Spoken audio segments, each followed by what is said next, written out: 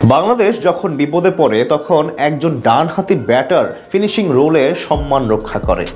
দলের প্রয়োজনে তিনি অফ ব্রেক বোলিংও করেন। আলাদা করে বলার প্রয়োজন নেই, এই খেলোয়াড়ের নাম মাহমুদুল্লাহ রিয়াদ। তবে তার বিদায় হতে না হতেই ঠিক এমনই এক ক্রিকেটার পেয়েছে টাইগাররা, যিনি ফাইনাল ম্যাচে বিপদে পড়া দলকে রক্ষা করেছেন, বুঝিয়েও দিয়েছেন মাহমুদুল্লাহ রিয়াদ হওয়ার সব গুণাবলী রয়েছে তার মধ্যে। তবে কে এই খেলোয়াড় জানবো রিপোর্টে। অল্পেই গুটিয়ে যাচ্ছে বাংলাদেশ, চোখে মুখে রাজ্যের হতাশা। কে এখন হবে ত্রাতা? এগিয়ে আসছেন 30 নম্বর জার্সি গায়ে একজন, ব্যাস আশার সঞ্চার হওয়ার জন্য এটাই যথেষ্ট। তিনি যে মাহমুদুল্লাহ রিয়াদ, সাইলেন্ট কিলার।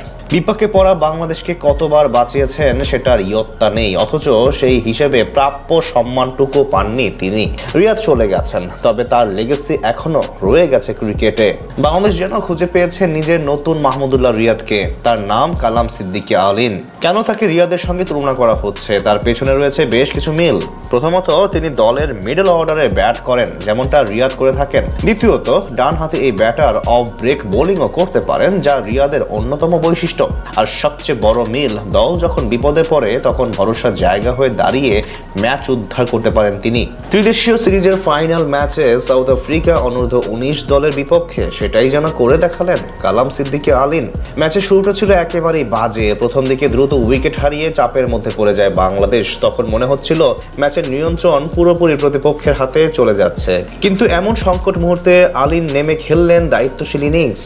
শান্ত মাথায় পরিস্থিতি সামলালেন, রান তুললেন হিসেব করে, আর প্রয়োজনীয় সময়ে আক্রমণাত্মক শট খেলে চাপ কমালেন।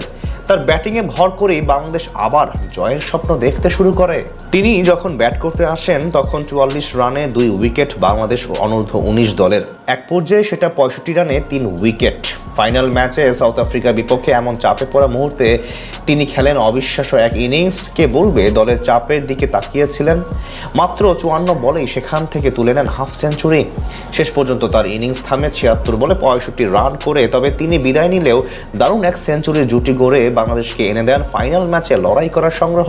ফাইনালে তার এই ইনিংস প্রমাণ করলো কালাম সিদ্দিকী আলিন শুধুমাত্র প্রতিভাবানই নন, বরং বড় ম্যাচের চাপ সামলে দলকে এগিয়ে নেওয়ার মতো মানসিক শক্তিও তার মধ্যে আছে। হয়তো এই কারণেই তাকে বলা হচ্ছে বাংলাদেশের নতুন রিয়াদ। বাংলাদেশি সমর্থকরা আশায় বুক বাঁধতেই পারেন। বয়স তো সবেমাত্র 18 বছর, এখনো পরিপক্ক হয়নি বয়সে। তবে ব্যাটিং করার ক্ষেত্রে কি দৃঢ়তা, যেন মনে হয় অবসর নেয়া রিয়াদ এসেছেন কালাম হয়ে। যদিও মাত্র 18 বছর বয়সে এত বড় প্রত্যাশা করা একটু কঠিন, তবে আশা দেখতে অসুবিধা কোথায়?